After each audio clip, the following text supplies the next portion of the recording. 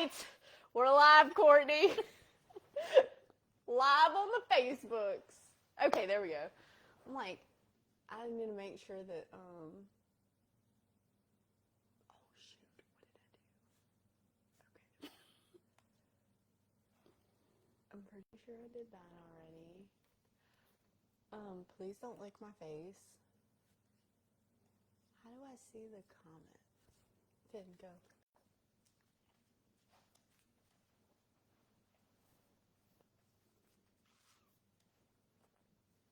Go to my thing and see if my phone's over there, Ange. See if like comment on it. I want to see where it pops up.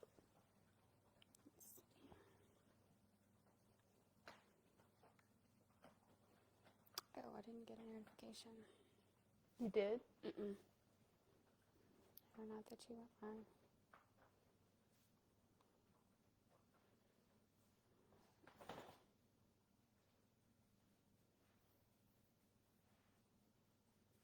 Oh, okay. I see. Do it one more time. Be like, hey, what's up?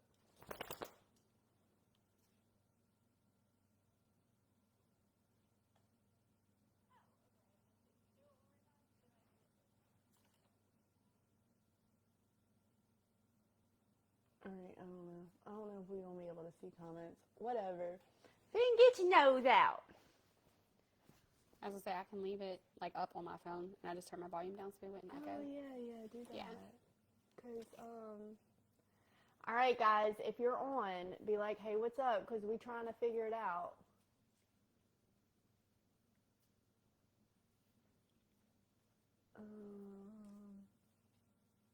It's been so long since I used, like, the actual computer.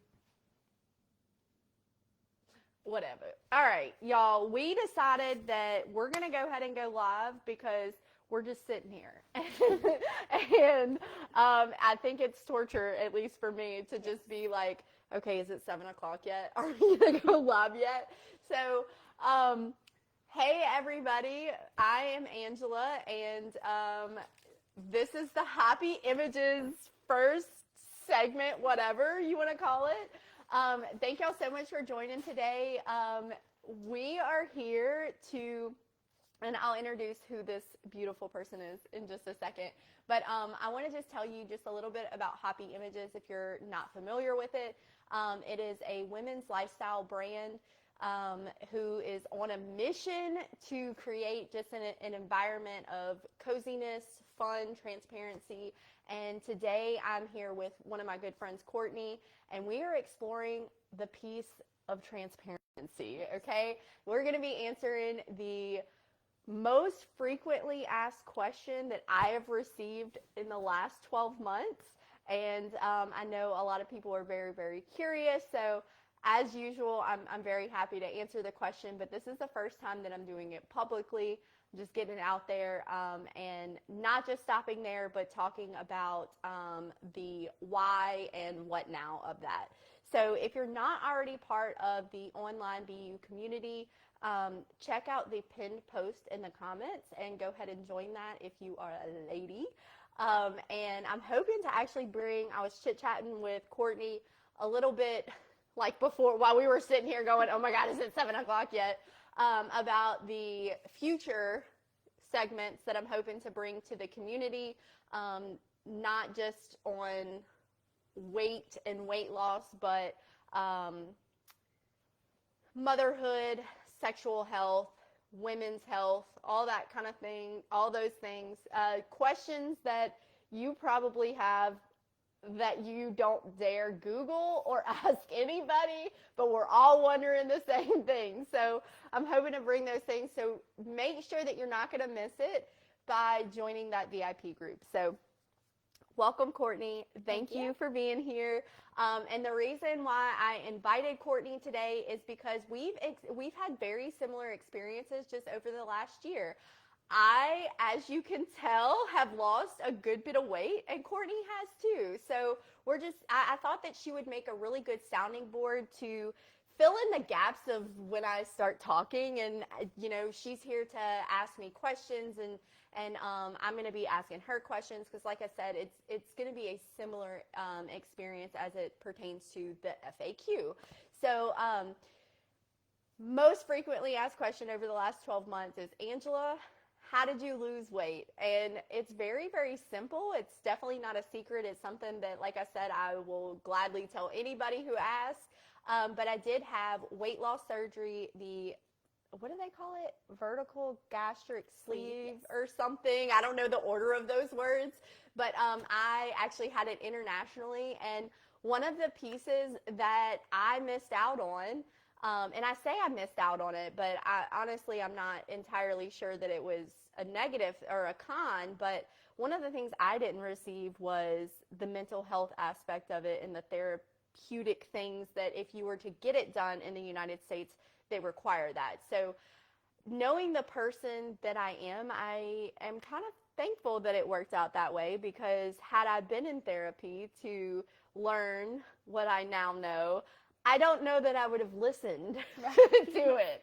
So I just wanted to just kind of explore that with you guys. And like I said, I have Courtney here to be my what do you call it? My anchor. Yes. Just because it is, although it's not a secret, it is kind of intimidating to like put this information out on the internet for anybody to type and make their comments and whatever. And so, yeah, I just want to explore that with you and just put that out there to the world. And so, again, thank you, Courtney, for being by my side. And thank you for having me. Even if the whole time, if you're like, yes, yep, absolutely, then that is I totally appreciate it. So, all right. So weight loss surgery, I think, has a lot of question marks like in the world. I think a lot of people just have general questions or assumptions. And one of the big assumptions that I've found is that it's easy. And I know that it's not easy, and Courtney knows that it's not easy because she's been here with me as I'm like, oh my God, da da da da da da da. So we're going to talk about that right after we talk about why I had weight loss surgery. So it's really funny that so I had texted you right before here, and I was like, oh my God, I'm getting so nervous. And she's like, what did you tell me? That's really weird because I don't think I've ever heard you say that you're nervous. Like, you're always very confident. And my light got too hot. Yeah, my light got too hot. Oh, well, we're going to have shadows on our face, whatever.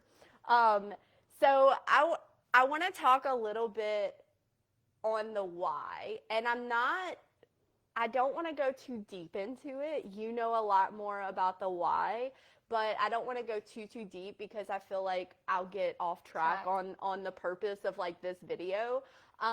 But it wasn't for lack of confidence. I have never really had like I've had things about my body that I didn't like, and things that I was self-conscious about. But ultimately, the reason why I had weight loss surgery is because my husband and I, have experienced unexplained fertility. And so we were kind of about 2 years ago or so, we were kind of in a place where we're like, okay, like what's going on? What do we do now? At the time, we had gone through 3 unsuccessful IUI procedures. And I mean, I'm sure a lot of people can relate for other reasons, whether it's unexplained or explained, that fertility challenges are both mentally and physically just like debilitating. And it puts a lot of strain and stress on not just your marriage, but also the relationships that you have with the people around you, your family and your friends. And so, and yourself. Yeah, and yourself. That's a really good point. And so after going through, we had the fertility appointments, and it was like everything was kind of unexplained. and we decided, hey, let's go through IUI. We did that several times. Thank you, emotional support Right. puppy. We were kind of in the place of like, okay, what do we do now? Like, what are we willing to put ourselves through again? And we kind of, after, honestly, you were like an inspiration because you have gone through weight loss and you were blessed with Ruth Ann. And so it was kind of encouraging. And I thought, man, like if I lost weight, what if that could happen to me? Right. You know? So it was kind of like, obviously it's a risk though, right? Like it could not happen. Right. I mean, I could go through this and it could not happen. But also at the same time, I'd had 3 IUI procedures I went through and it didn't happen. So it was kind of like after talking to Evan, it was like, okay, do we do IUI again? Or do we kind of set, at the end of the day, at least I'm healthy. Like at least I've lost the weight and at least like I'm fit. Go, buddy. Go. I know she smells so good, huh? And so at the end of the day, we just kind of decided like, hey, at least I would be healthier. And, you know, we left it at that. And we decided that since we were kind of like on a time crunch, it just made sense to have weight loss surgery. So after doing the research, we decided that, you know, financial motivation was a big part of it. And so that's why we decided to go international. I knew he would be a problem. He's not a problem. Never. He's the star of most of my shows anyway. So anyway, that is what I didn't imagine I would get that deep into it. But that is the why I had weight loss surgery. And what I want to go into now is the quick and dirty of the what now. Like after losing, I think I'm down to I think I've lost 114 pounds. I think I did the math this morning. I don't remember in my head, whatever. I try not to make it that number the goal, because that's not why I had the surgery. I didn't have the surgery to be skinny. I didn't have the surgery to get the number down. I mean, those are great benefits, but I have seen that while I may have been oh my God, my stomach is so big whenever I was heavier, those insecurities just changed. So now it's man, my stomach is so saggy. Oh, my tits look like empty socks, you know, the issues and that's part of the what now. So you've had significant weight loss too. So body image wise, it's probably pretty similar for you where you're going, okay, well, yeah, I was chunky before and I had these issues. Now I'm skinny and I still got issues. What the heck? So I'm going to try to turn on this light real quick. Hold on just a second. I think, what time is it? We're probably right at 7 anyway. Yeah, 7:04. Yeah, this light was nah. It could also just be out of batteries. It's not like I really prepared much for this. I texted her today and I was like, hey, are you busy at 7? Can you be online? So the mental aspect of significant weight loss, it never really goes away because we got chunky because of emotional and mental challenges. Right. 9 times out of 10. Obviously there's some medical aspects, and for everybody it's different, whether you have diabetes, endometriosis, PCOS, long list of just things that can cause you to have weight gain, but the mental aspect is still there. And so I want to know, after you lost your weight and you said, okay, now I have to face a lot of things, right? Because you have to go, I know for me, because I can't physically eat as much, it was like putting a mirror in front of my face and going, damn, I got issues.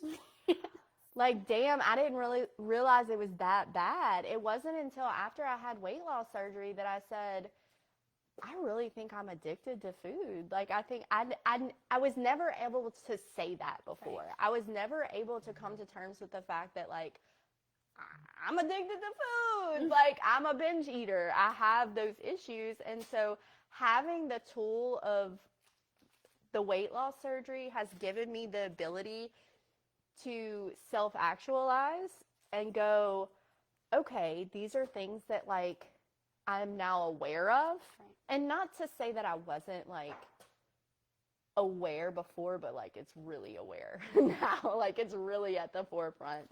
So I want to talk about just, like, some things that you've had to kind of alter with the way that you view food and your relationship with food, because I would bet that it's pretty similar with what I'm going through. So, like, what is something that you've had to change?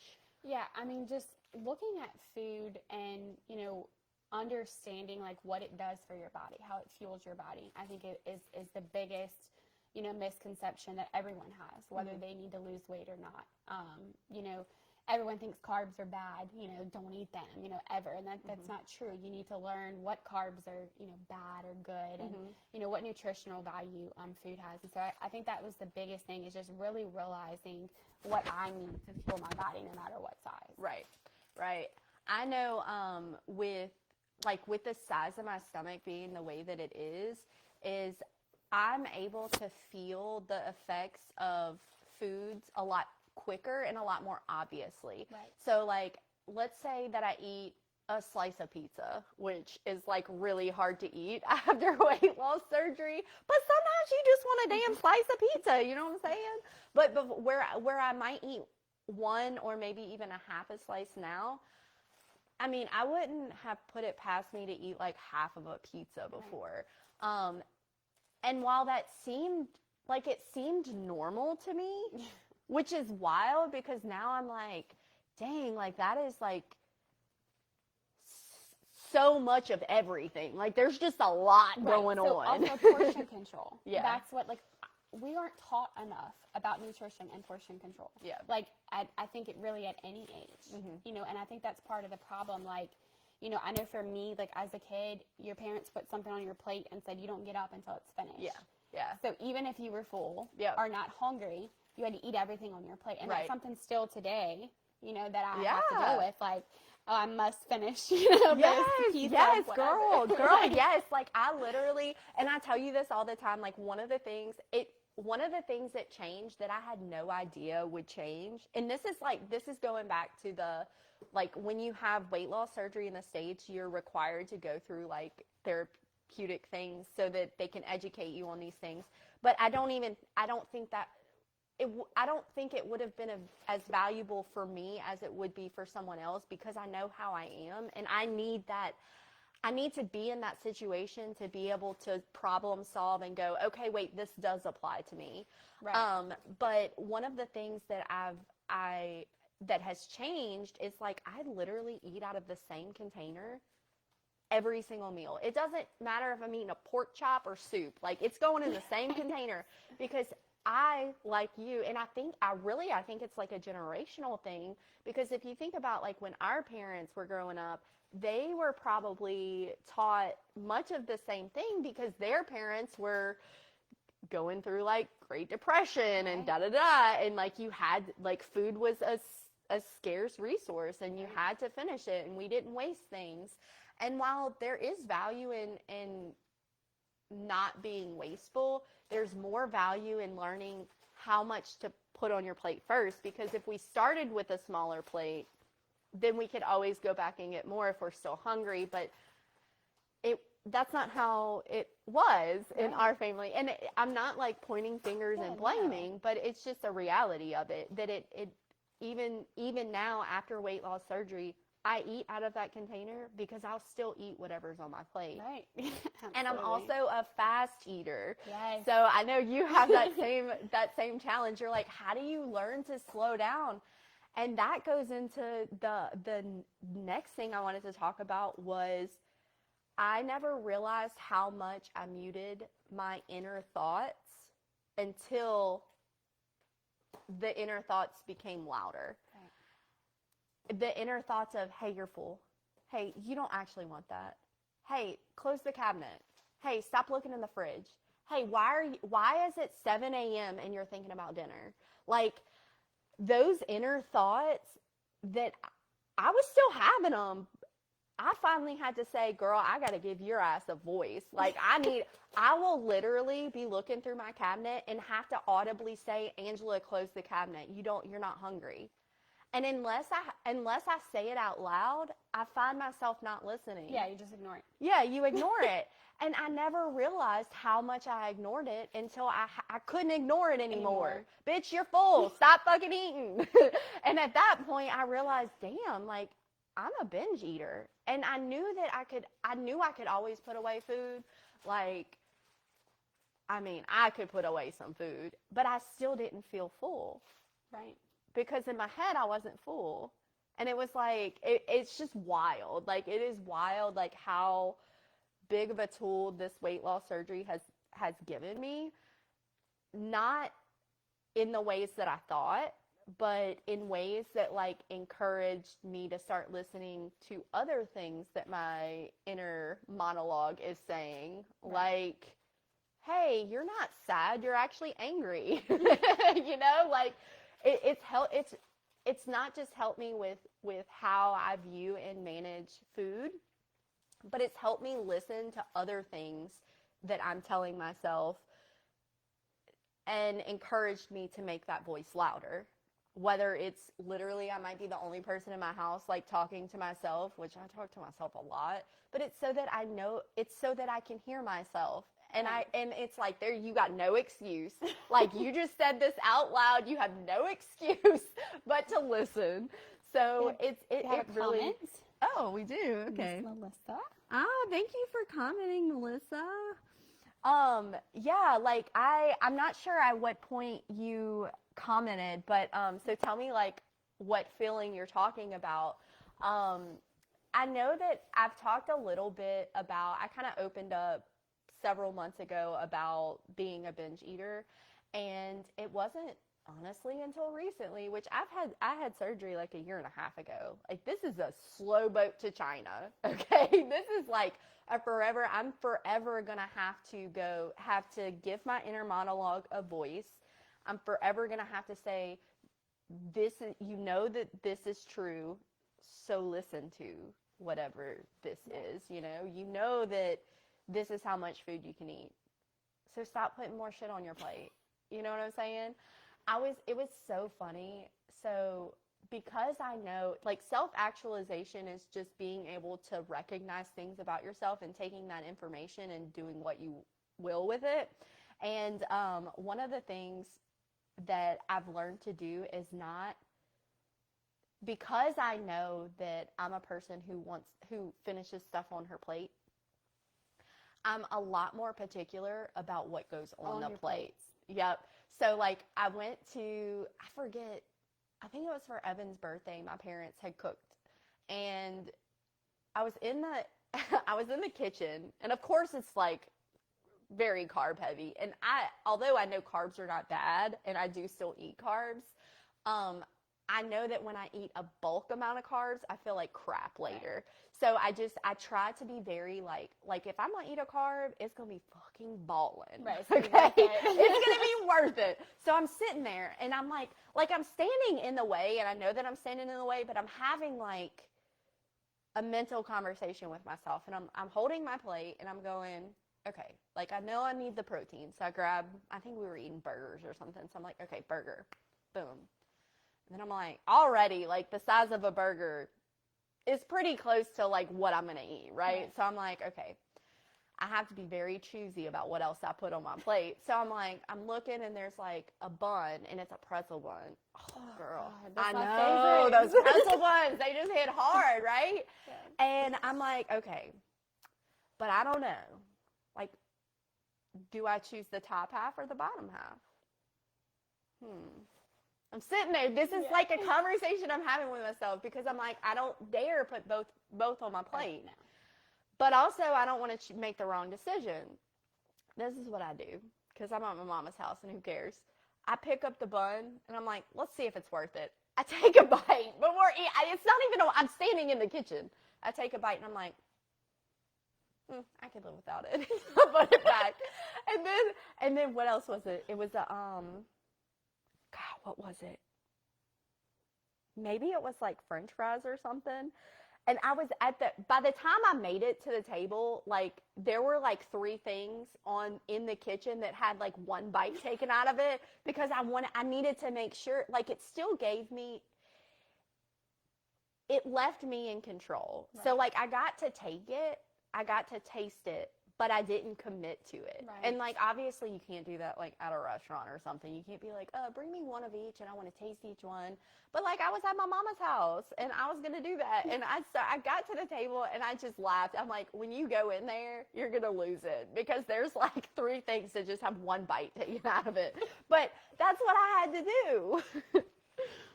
She said eating everything on your plate. Oh yes. It's yeah. And even now, like when Evan and I go out to eat, so it's like we're a little more lax on it now, which I'm like, oh, we need to tighten up. First of all, we just try not to go out to eat as often because there's just a lot of temptation. And, he has his own relationship with food that I'm not going to share because it's not my story to share. But he has a relationship with food too that he's also working through. And so just eating out at restaurants isn't fun for me anymore because I can't eat very much anyway. Yeah, I'm like, okay. And then if I bring it home, so like if I go and I get something and I bring it home, well then I'm stuck eating that same bad meal for 5 meals. And it's like, it's that I know I'm like all over in 100 different places right now because I just have so many like things that I've just realized about myself. Like I remember, I don't even think I finished the last story, but I'm going to move on.